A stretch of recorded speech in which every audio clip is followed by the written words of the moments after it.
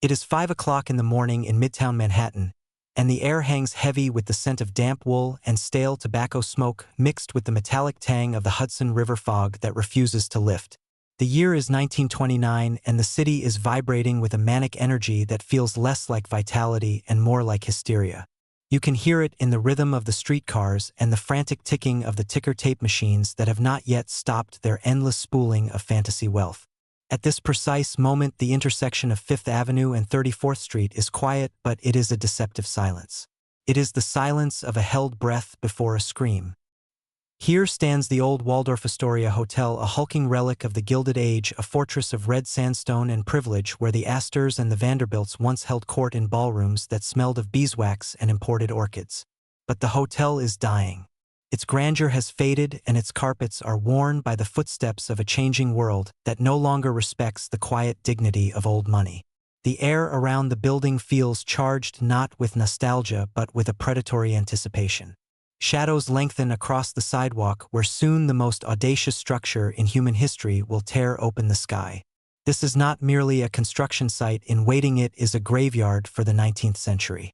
The demolition crews are already gathering their tools, their sledgehammers heavy with the promise of destruction, preparing to smash the stained glass and the marble mantles into dust. There is a violence in the air, a sense that something monstrous is about to be born from the rubble.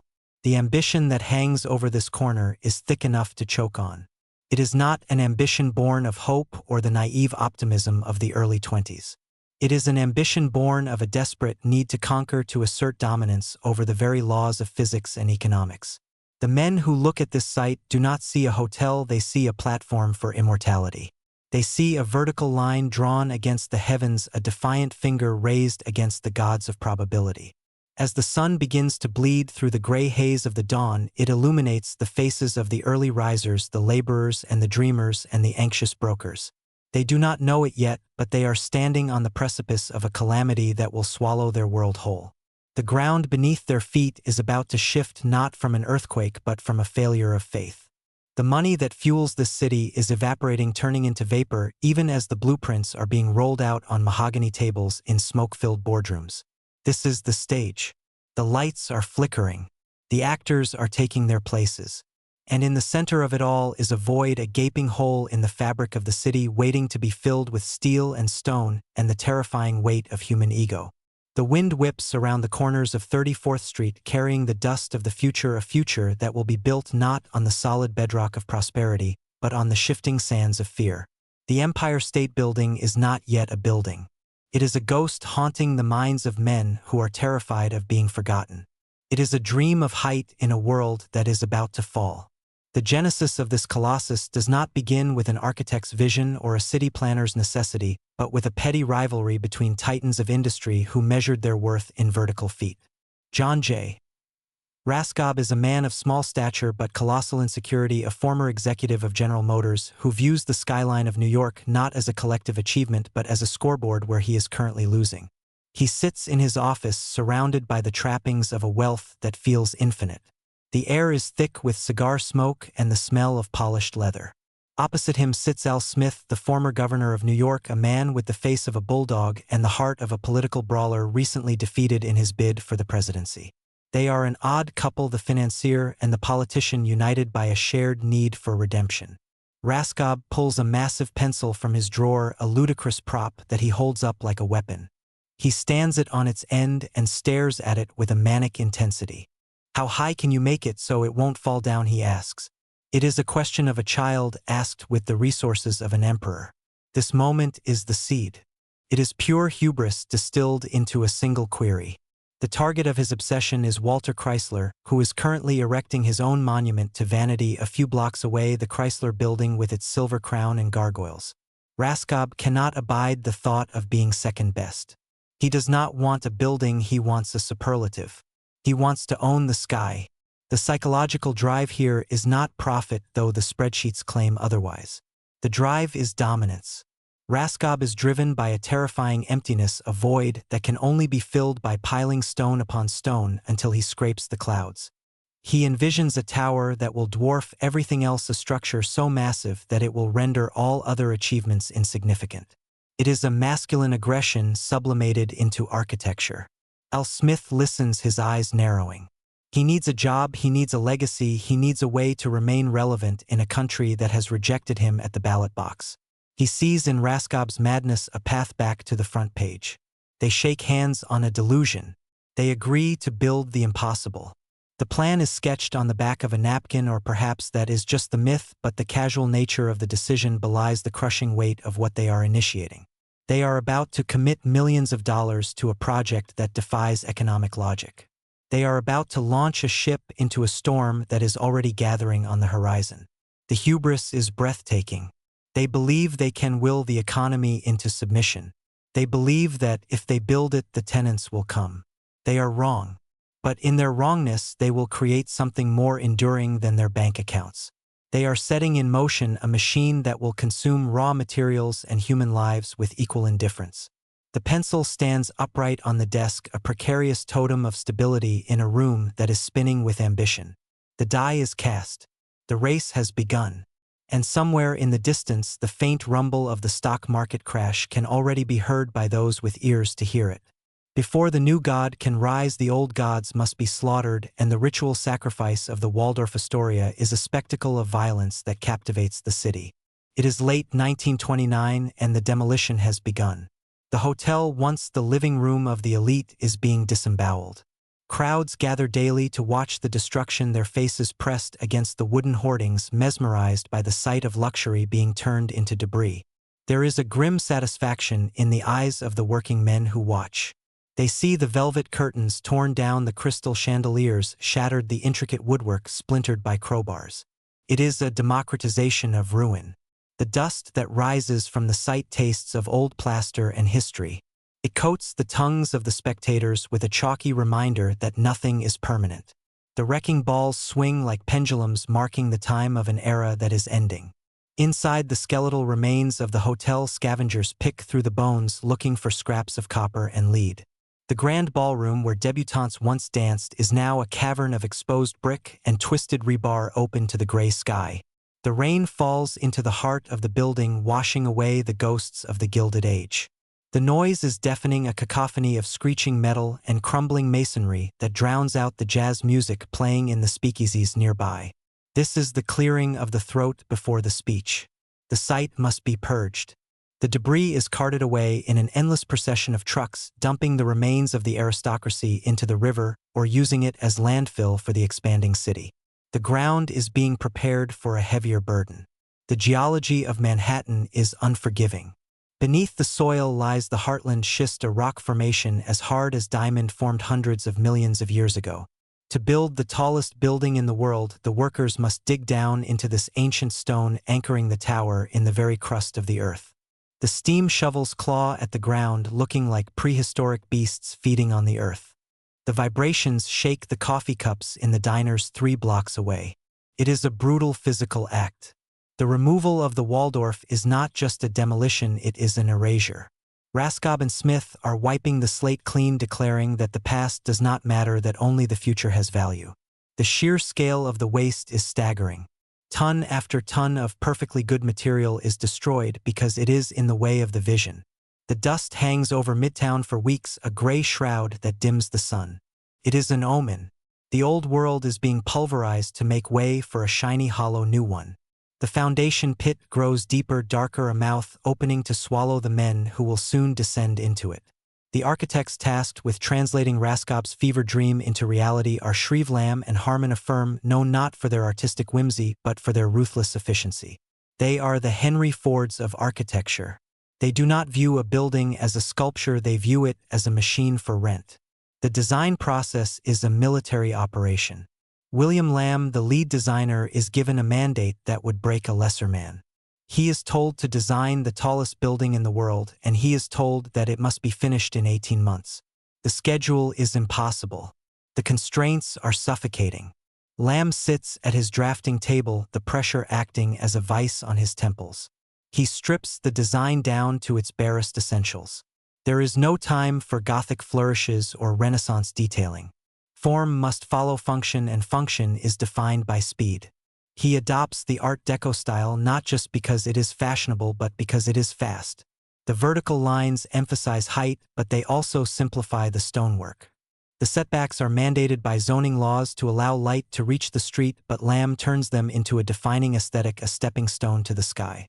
He famously claims that the design was dictated by the budget and the clock. He is drafting the blueprints even as the steel is being ordered. It is a terrifying way to build. There is no margin for error. The plans are flowing from the architect's office to the steel mills in Pittsburgh in a continuous stream. The logistics are mind-bending. Every beam, every rivet, every window frame is numbered and scheduled to arrive at the site at the exact moment it is needed. There is no storage space in Manhattan. The trucks must arrive, pull up to the site, and the steel must be hoisted immediately. It is a ballet of heavy industry choreographed to the second. The architects are not artists, they are logisticians of the sublime. They are designing a vertical assembly line. The building is designed to be erected at a rate of 4.5 stories per week. It is a pace that has never been attempted. The drawings are simple, elegant, and cold. They lack the warmth of the older buildings. They reflect the machine age. The limestone facade is merely a curtain hanging on the steel skeleton. The soul of the building is in its frame, in the grid of beams that will hold it together against the wind. Lamb works through the nights, fueled by coffee and fear. He knows that if he fails, the financial ruin will be absolute. He is designing a cage for the clouds. The sketches pile up.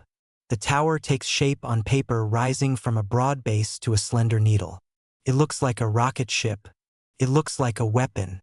It looks like the future. And as the final designs are approved, the world outside the window changes. The ticker tape stops. The screaming starts. The money is gone. October 1929. The Black Tuesday. The day the music stopped. The crash hits New York like a physical blow. In the canyons of Wall Street, men are weeping openly on the sidewalks. The paper fortunes that fueled the Roaring Twenties have turned to ash in a matter of hours. Banks are locking their doors. The suicide rate begins its grim climb. The air is thick with panic. And in the midst of this apocalypse, the plans for the Empire State Building sit on the desk, signed, sealed, and funded. It is a grotesque paradox. The financing was secured just before the collapse, a lifeline thrown from the past into a drowning present. Raskob and Smith face a choice. They could cancel. They could cut their losses and retreat. But they are men of the boom, and they cannot comprehend the bust. They decide to proceed. They decide to build the tallest tower in history in the middle of the greatest depression in history. It is a decision that borders on madness. But it is also a decision driven by a cold calculation. Suddenly labor is cheap. Materials are cheap.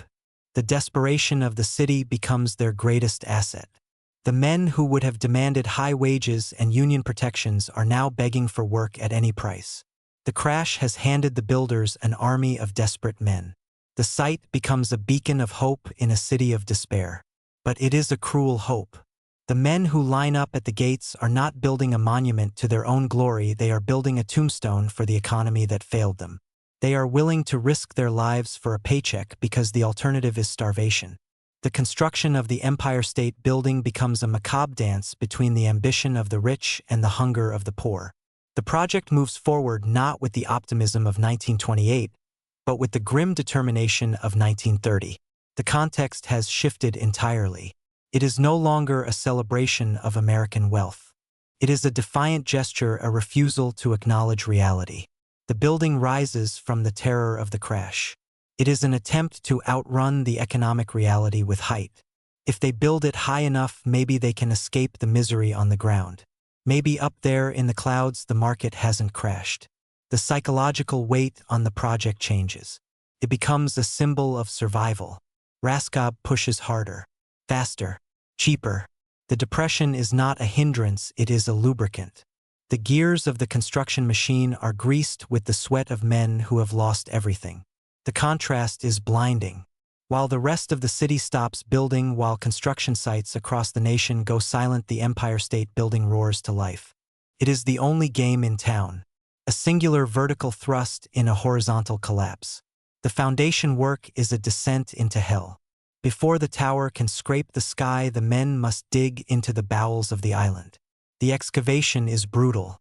It is winter now and the ground is hard and cold. The site is a muddy scar in the pavement.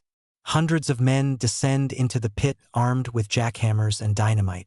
The noise is a constant assault. The rat-a-tat-tat of the drills echoes off the surrounding buildings, creating a canyon of sound that rattles the teeth. They are digging down to the bedrock 50 feet below the surface. They are carving out the footing for the steel columns that will carry the weight of 365,000 tons. The work is dangerous. The pit is crowded with machinery, steam shovels, trucks, and men moving in a chaotic swarm. There is mud everywhere, deep-sucking mud that threatens to pull boots off feet. The air is filled with the acrid smell of blasting powder. Twice a day the whistles blow and the men scramble for cover as charges are detonated. The ground heaves. Rock is shattered. Then the dust settles and the men swarm back in like ants. They are the invisible army. The sandhogs, the excavators, the laborers. Their names are not recorded in the history books. They are Italians, Poles, African Americans. They work in shifts, keeping the site active 24 hours a day. At night, the pit is lit by floodlights casting long, grotesque shadows against the walls of the excavation. It looks like a scene from Dante. The foundation is the anchor. It must be perfect. If the footing is off by a fraction of an inch, the tower will lean, the tower will fall. The engineers check and recheck the measurements. They pour concrete into massive piers, steel reinforced blocks that will act as the feet of the giant. The concrete mixers churn endlessly. The trucks line up around the block. The logistics are already being tested. The city traffic must not be stopped, so the trucks move in a precise rhythm. The deeper they dig, the more the city resists. They hit water. They hit old utility lines. They hit the stubborn resistance of the earth itself. But the schedule drives them on. There is no time for delay. Raskob is watching. The banks are watching. The world is watching. The foundation is laid in record time. It is a massive hidden structure, a submerged cathedral of concrete and steel that will never be seen again once the floor is poured. It is the secret strength of the building. It is the part that holds the burden. And it is built by men who go home to cold tenements and empty pantries, men who are pouring their strength into the earth so that others may look down from the sky. The steel begins to arrive and the true scale of the industrial ballet becomes apparent. This is not just construction, it is an assembly of parts fabricated across an entire continent. The steel comes from the blast furnaces of Pittsburgh, from the mills of Bethlehem Steel. It is forged in fire, rolled into massive I-beams and girders stamped with identification numbers and loaded onto flatbed trains. The journey of a single beam is a marvel of logistics. It travels by rail to the waterfront of New Jersey, where it is transferred onto barges that float across the Hudson River under the gray dawn. From the docks, it is lifted onto heavy trucks that rumble through the streets of Manhattan. The timing is exquisite. There is no room at the site to stack the steel. It must arrive exactly when the derrick is ready to lift it. If a truck is late, the riveting gangs stand idle and money is lost. If the truck is early, it blocks traffic and chaos ensues. The system is run by the Starrett brothers and Ekin, the general contractors, who are masters of this high-stakes game. They have created a schedule that details the movement of every piece of metal. It is a symphony of iron. The trucks pull into the building, not just up to it. They drive into the ground floor where powerful cranes snatch the beams from their beds. The steel is still warm to the touch sometimes, or cold as ice in the winter wind. It smells of mill scale and oil. The columns are massive, weighing tons each. They are the vertebrae of the beast. As the steel rises, the nature of the work changes. It moves from the muddy chaos of the pit to the geometric precision of the frame. The skeleton begins to climb. It is a grid, a cage, a three-dimensional chessboard. The noise changes too. It shifts from the dull thud of earth moving to the sharp, ringing clang of metal on metal. The sound of the rivet guns becomes the heartbeat of the city, a staccato rhythm that never stops. The steel is the color of dried blood, a reddish-brown primer that protects it from the elements. It looks raw and exposed. Passers-by stop to crane their necks, watching the beams swing through the air suspended by thin cables. It looks impossible that such heavy objects can float so gracefully. But up on the structure, the men are waiting. The connectors, the hook-on men. They grab the swinging steel with gloved hands, wrestling the multi-ton monster into place. They drift pins into the holes, aligning the steel for the riveters. It is a moment of pure physical danger. One slip and the beam crushes a hand or knocks a man into the void. The steel is unforgiving. It demands respect. It is the skeleton of the future rising bone by bone. Now come the Sky Boys, the legends, the men who walk on air. They are a breed apart. They are not the laborers of the pit, they are the aristocrats of the construction world. They are Mohawks from the Conowake Reservation who have no fear of heights, or so the legend says. They are Irish immigrants with reckless streaks. They are Scandinavians with ice in their veins. They wear flat caps and overalls, and they carry their lives in their hands every morning. They do not wear harnesses. They do not have safety nets. OSHA does not exist. A safety rope is seen as a sign of weakness, a nuisance that slows you down. They walk across 4-inch wide beams, hundreds of feet above the pavement, with the casual strolling gait of men walking through a park. The wind tears at their clothes. The cold numbs their fingers. But they move with a fluid grace. They are the roughnecks, the connectors, the rivet gangs. A rivet gang is a 4-man unit, a family of necessity. There is the heater who stands by the forge heating the rivets until they glow cherry red. He picks one out with tongs and tosses it. Actually throws a piece of white-hot metal 30, 40 feet through the air. The catcher stands on a beam holding a tin can or a cone. He catches the flying fire. He does not flinch. If he misses, the rivet falls and could kill someone below. If he catches it, he uses tongs to insert it into the hole. Then the bucker-up presses a heavy bar against the head of the rivet while the gunman attacks the other end with a pneumatic hammer, flattening the shank and fusing the steel together. Takes seconds. It is a violent, loud, coordinated act. They do this hundreds of times a day, thousands of times a week. They are deafened by the noise. Their bodies vibrate with the recoil of the guns. They communicate in hand signals and curses. They rely on each other absolutely. If the heater throws bad, the catcher dies. If the bucker-up slips, the gunman falls. They share a bond forged in the adrenaline of survival. They eat their lunch sitting on beams with their legs dangling over the abyss. They throw sandwich crusts into the wind and watch them disappear. They are the kings of the sky. They look down on the bankers and the brokers, on the ruined men of the Depression, and they feel a strange superiority. They are building something real. They are closer to God than anyone else in the city. But the God of gravity is always waiting. They know the odds. They know the rule of thumb: 1 death for every floor. They joke about it to keep the fear at bay. But the fear is there. It lives in the pit of the stomach. It tightens the grip on the steel when a gust of wind hits. They are heroes, but they are also victims of a system that values the building more than the builder. The daily grind is a relentless attrition of the senses. From the moment the whistle blows at 7 a.m., the site is a whirlwind of activity. The elevators, temporary hoists that rattle and shake, ferry men and materials up the growing spine of the tower. They move at high speeds, carrying buckets of mortar, piles of bricks, and clusters of men clinging to the sides. The logistical genius of the Starrett brothers creates a miniature railway system on the unfinished floors.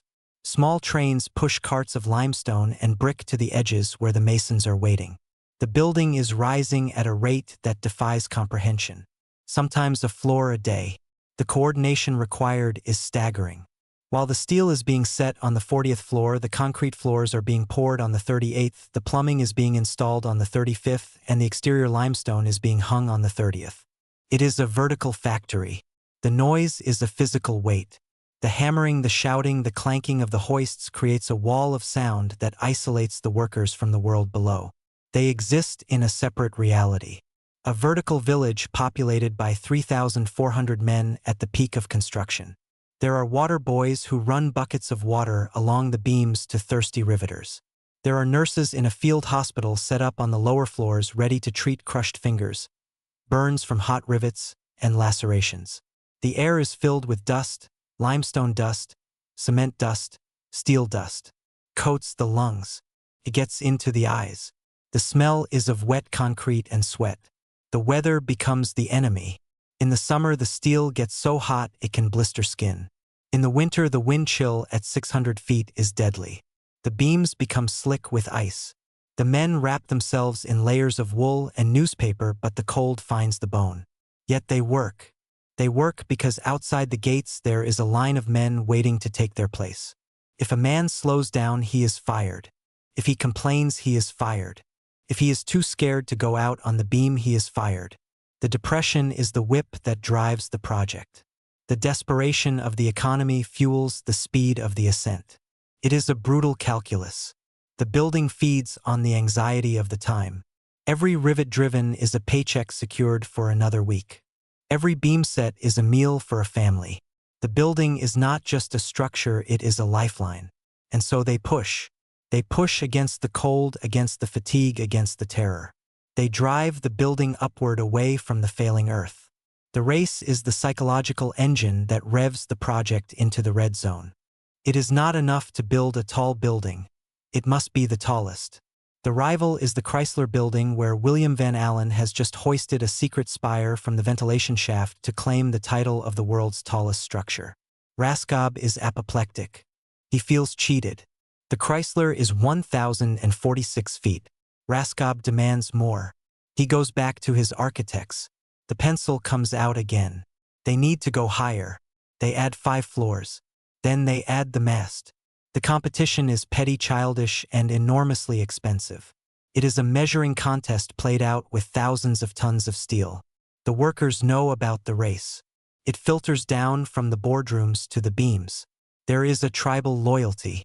The Empire State men want to beat the Chrysler men. They look across the skyline at the silver Art Deco needle of the Chrysler and they spit. They work faster. The press fuels the fire. Newspapers track the height like a sporting event. Empire State adds another floor. Race for the sky heating up. It is a distraction for the public, a circus to take their minds off the breadlines. But for the men on the steel, it adds a layer of pressure. They are not just building an office, they are fighting a war. The secrecy is intense. Changes to the plans are guarded. The final height is kept ambiguous to prevent Chrysler from adding an antenna at the last minute. The tension vibrates through the steel. This obsession with height leads to design changes on the fly. The structural steel must be reinforced to carry the extra weight of the new floors.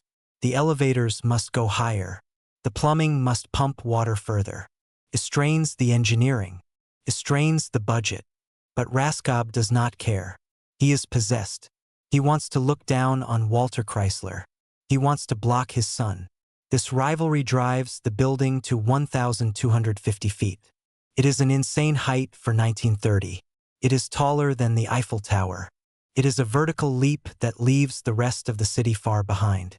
And in this race, the building becomes more than a building.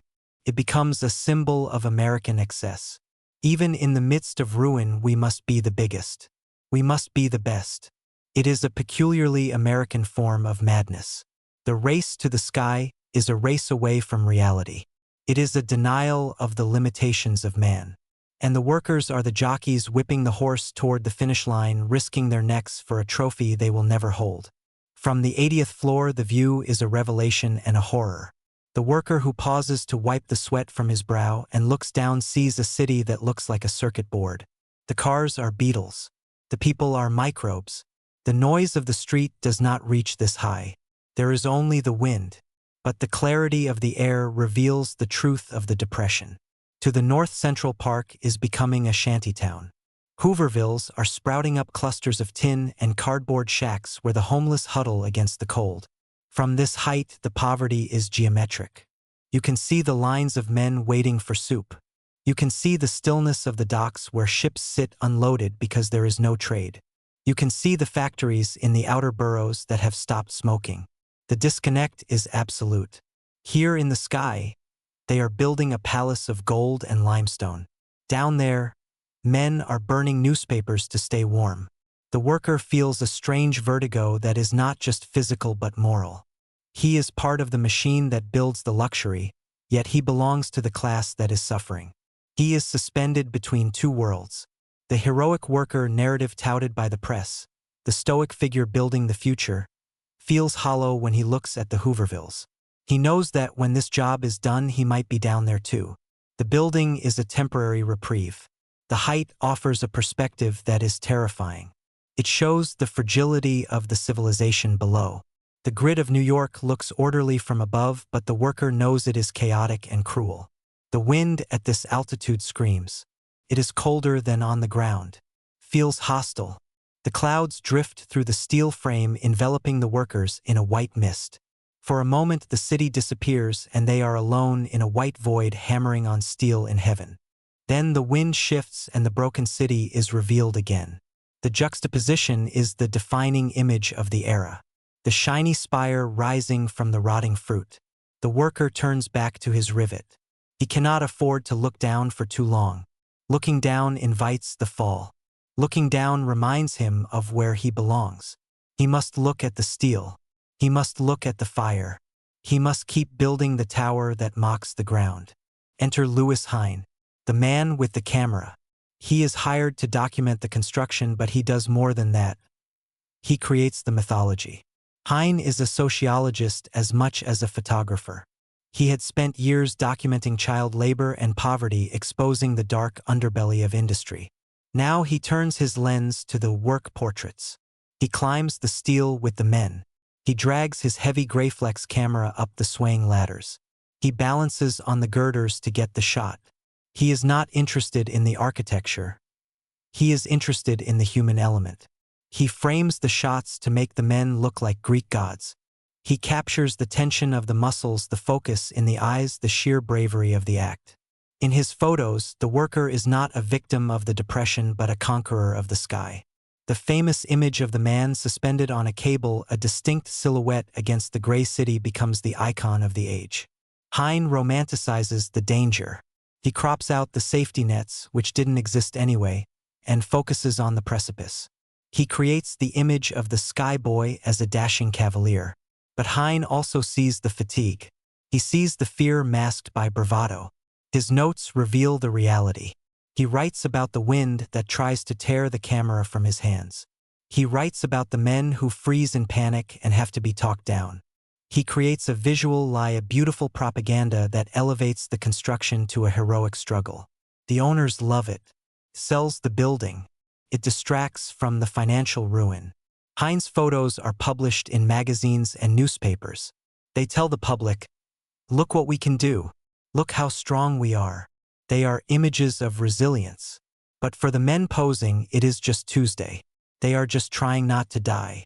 Hine captures the beauty of the industrial sublime, the geometric patterns of the steel against the clouds. He turns the construction site into art. But he also captures the loneliness. A single man against the vastness of the sky. A tiny figure on a massive beam. It emphasizes the scale of the machine and the insignificance of the individual. Hine's work immortalizes the labor, but it also sanitizes it. It freezes the moment of danger and makes it beautiful, removing the sweat and the blood and the terror of the fall. Death is the silent partner in the enterprise. The official count is 5. 5 men died building the Empire State Building. It is a remarkably low number for a project of this scale in 1930. The rule of thumb was 1 man per floor, so by all accounts 102 men should have died. The safety record is touted as a miracle. But 5 is not 0. And the rumors speak of more. The rumors speak of men buried in the wet concrete, men blown off the structure by the wind, men whose deaths were recorded as traffic accidents to keep the insurance rates down. Whether 5 or 50, the specter of death haunts the site. Every worker knows someone who had a close call. A wrench dropped from the 80th floor hits with the force of a bullet. A hot rivet falling can burn through a skull. The wind is the great killer. It can pick up a piece of plywood and turn it into a sail, dragging a man off the edge. There are no safety lines. If you slip, you fall. And the fall is long. It gives you time to think. The psychological toll of this constant proximity to death is heavy. The men drink hard after their shifts. They fight. They live with a manic intensity. The death of a coworker casts a pall over the site for a few hours, but the work does not stop. The whistle blows. The rivets fly. The machine cannot mourn. The families of the dead receive a pittance, if anything. There is no glorious memorial for them. They are the collateral damage of Raskob's ego. 1 man is struck by a truck on the ground floor. Another falls down an elevator shaft. Another is hit by a blast. Their bodies are removed, their spots on the line are filled within the hour. The expendability of human life is the dark mortar that holds the bricks together. The building is a carnivorous entity. It demands sacrifice. The workers accept this bargain because they have to, but they carry the ghosts with them. They hear the screams in the screech of the metal. They see the faces in the shadows. The low official death count is a statistic used by management to pat themselves on the back. For the families of the five, it is a tragedy that spans generations. For the men on the steel, it is a reminder that they are soft and breakable and the building is hard and eternal. The crowning insanity of the project is the mooring mast. Raskob, determined to add extra height to crush the Chrysler Building, concocts a science fiction fantasy. He declares that the top of the building will be a docking station for dirigibles, giant airships like the Graf Zeppelin. He claims that transatlantic passengers will disembark at the tip of the Empire State Building, clear customs in the penthouse, and take an elevator to the street in 7 minutes. It is a vision of the future that is breathtakingly stupid. The physics are impossible. The winds at 1,250 feet are turbulent and unpredictable. Attempting to tie a lighter-than-air craft to a spire in the middle of Manhattan is a recipe for a flaming disaster. The updrafts caused by the building itself would toss a Zeppelin around like a toy. The experts tell him this. The engineers tell him this. Raskob does not care. He needs the height. The mast adds 200 feet, secures the title. So they build it. They reinforce the steel at the top to hold the pull of a giant airship. They build a winch system. They build a gangplank in the sky. It is pure theater. It is marketing fluff solidified into steel. The mast stands as a monument to the delusion of the era. It represents the belief that technology can conquer nature completely. It represents the Buck Rogers optimism that persisted even in the Depression. They actually try it once or twice with small blimps. It is a terrifying failure. The water ballast is dumped on pedestrians below. The airships nearly capsize. The idea is quietly abandoned. But the mast remains. It gives the building its distinctive silhouette. It is the needle that pricks the sky. It is a functional lie, a useless appendage built for ego and justified by bad science. It encapsulates the entire project. Beautiful, impressive, and founded on a deception. The mast is the crown of the king, but the king is mad. It stands there today, a docking port for ships that never came, a station for a future that never arrived. It is the ultimate symbol of the gilded gloom, a golden promise that was actually just a trap for the wind. The finish line approaches in the spring of 1931. The building is finished ahead of schedule and under budget. The final cost is $24.7 million, well below the estimated $43 million. This is not due to efficiency alone, but to the deflation of the economy. Everything costs less because no one has any money. The triumph of the construction is shadowed by the failure of the nation. The workers place the final rivets. They are gold-plated, or so the story goes. The flags are raised. The Starrett brothers wipe their hands. They have done the impossible. They have erected the tallest structure on Earth in 1 year and 45 days. It is a feat of engineering that will likely never be repeated. The sheer speed is a testament to the desperation of the workforce and the ruthlessness of the management. But as the scaffolding comes down and the limestone is revealed in its pristine whiteness, the mood is not one of jubilation but of exhaustion. The adrenaline fades. The workers are laid off. They pack their tools and descend from the sky back to the breadlines. The job is done. The paycheck stops. The building stands finished, gleaming and silent. It is a strange anticlimax. The object of their obsession is complete, and now it belongs to the owners. The men who built it are no longer needed. They are cast aside like the wooden forms used to shape the concrete. The city looks up at the finished tower. It is beautiful. It is staggering. It creates a new center of gravity for New York. But it is also alien. It is too big, too new, too clean. It stands above the grime of the Depression like a visitor from another planet. The frantic energy of the construction site is replaced by the stillness of stone. The noise stops. The silence of the finished building is heavier than the roar of the rivet guns. It waits for tenants. It waits for life. But the life is draining out of the city. The completion of the Empire State Building is the period at the end of the sentence of the Roaring Twenties. It is the final act of a play that has already been cancelled. The curtain falls. The applause is sparse. May 1st, 1931. Opening day. President Herbert Hoover presses a button in Washington, D.C., and the lights of the Empire State Building turn on. It is a remote-controlled miracle, a symbolic connection between the power of the state and the power of commerce. The dignitaries gather in the lobby. Al Smith is there beaming, his face flushed with pride. Raskob is there, the victor of the Pencil War. They cut ribbons. They give speeches about American resilience. They toast to the future. But the lobby is echoing. The elevators are empty. The reality crashes in immediately. Nobody wants to rent space in the Empire State Building. The location is too far south for the serious lawyers and bankers who prefer Wall Street or Midtown North. And more importantly, nobody has any money. Businesses are shrinking, not expanding. The building is a ghost town. It becomes known as the Empty State Building. The vacancy rate is humiliating. For years, the lights are left on in empty offices to create the illusion of occupancy.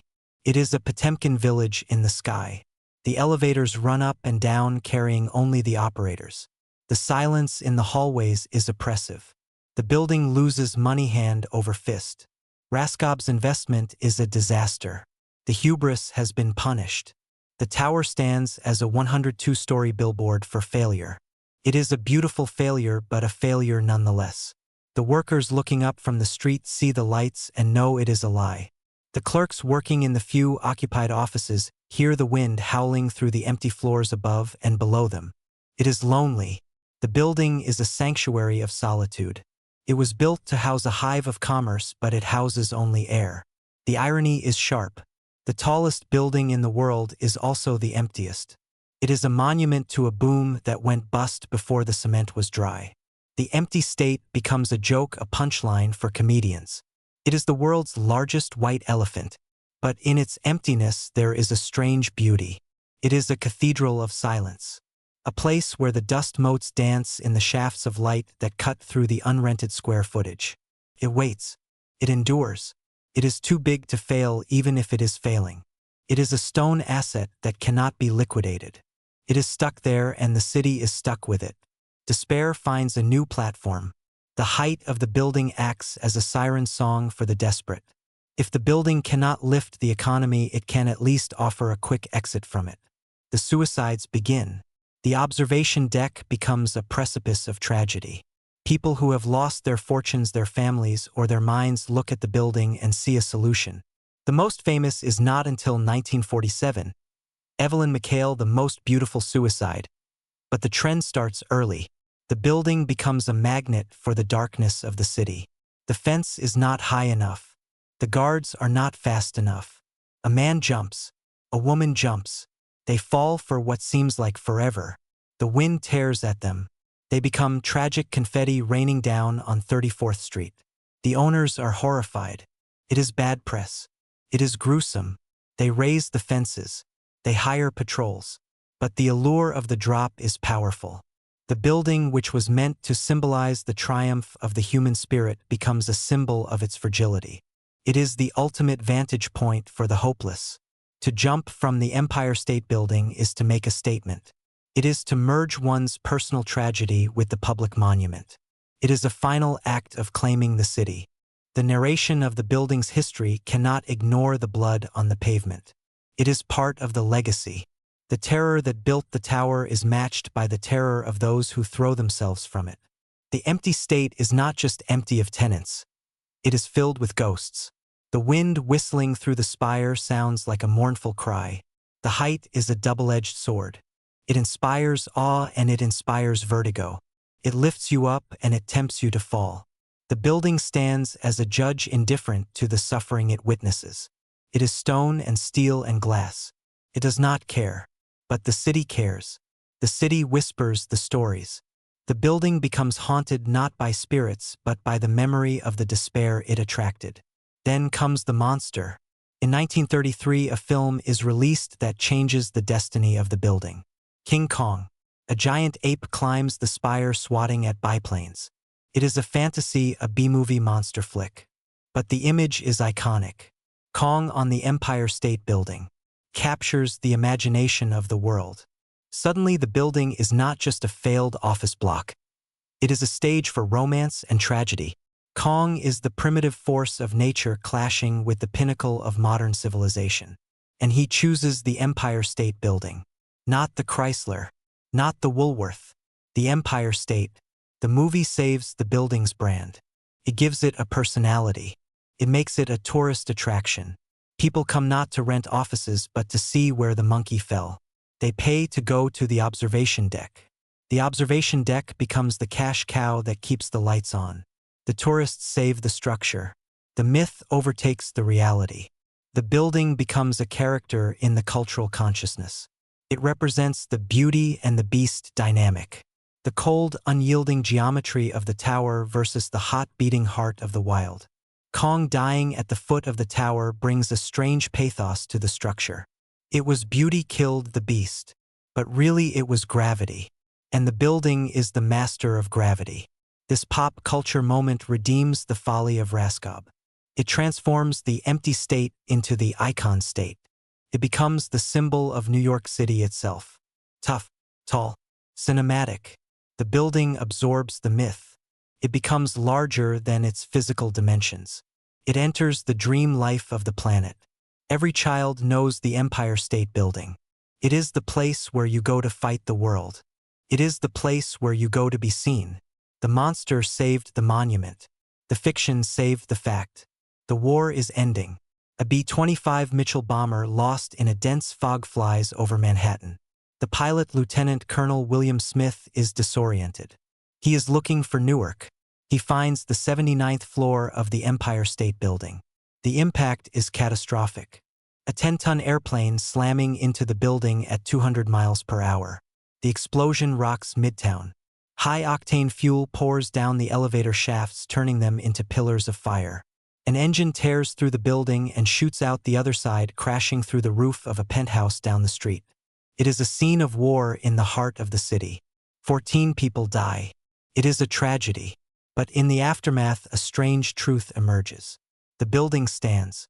The steel frame, the over-engineered skeleton designed by Shreve Lamb and Harmon, absorbs the blow. The limestone is scorched, the hole is gaping, but the tower does not fall. It does not even shudder structurally. It is indestructible. The crash becomes the ultimate stress test. It proves that the building is stronger than anything man can throw at it. It withstands the depression. It withstands the emptiness. It withstands the airplane. There is the story of Betty Lou Oliver, the elevator operator. The cable is sheared by the crash. Her car falls 75 stories. She survives. The cushion of air in the shaft and the coiled cables at the bottom save her. It is a miracle. Another layer of myth is added to the tower. The unbreakable building. The repairs are made. The scar is healed. The building goes back to work. It solidifies the reputation of the Empire State Building as a fortress. It is not just tall. It is tough. It is a survivor. The crash, which could have been the end, becomes just another chapter. It reinforces the idea that this structure is eternal. It was built from the terror of the 30s and it survived the fire of the 40s. It has earned its place on the skyline. It is no longer just a vanity project. It is a veteran. Today, the Empire State Building is no longer the tallest.